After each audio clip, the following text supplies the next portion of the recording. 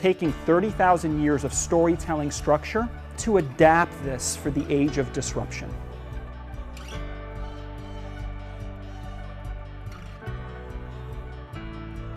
Whatever big narrative you build, it's only as real as people's relationship to it. Today we had a room full of innovators, of change agents, marketers from some of the biggest companies, from Facebook, Google, Microsoft, folks who are inventing and building the future, dealing with a highly technical, complex subject. How do you humanize it? Your own personal story is inextricably linked to whatever you're sponsoring in your organization.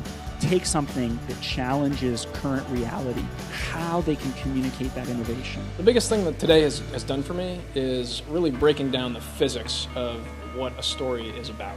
If you want to get really good at storytelling, you actually want to practice story listening. I want everybody to stand up. There's the story you tell, and then there's the story that people hear. The forcing function is about choice. Today's session really helps people get better at connecting their work lives with the stories that they want to tell, the narratives that they want to tell about themselves and their companies. How do you frame and architect the narrative in a way that's going to be as inclusive as possible? We're hardwired to find ourselves in each other, the invisible lines of connection. You're redefining the limits of what's possible, of what's acceptable. The first step of an undeniable story is the context for change. Then they have an emotional journey, closes with evidence of truth. Biggest impact is what elements of the audience do you focus on? How do you deal with those emotions? Is something like that. What are the shifts? Sort of the old story, the new story, point, counterpoint.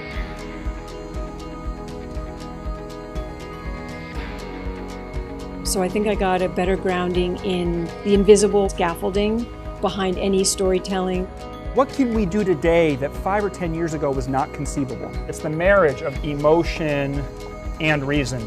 It's the art and the science. Focus less on the data and more about the intention.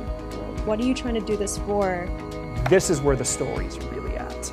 That's how you win people. Your greatest source of untapped power are the parts of the story that are unreconciled. Really think about what's it like to walk in this body. It's about the interrelationship of these characters with each other. What's unresolved emotion, that's what makes the story. The predominant thing that came for me was the work where you're inviting someone into a shared vision as opposed to convincing them about something you're doing. It's far more important to have the story worth telling than how you tell it.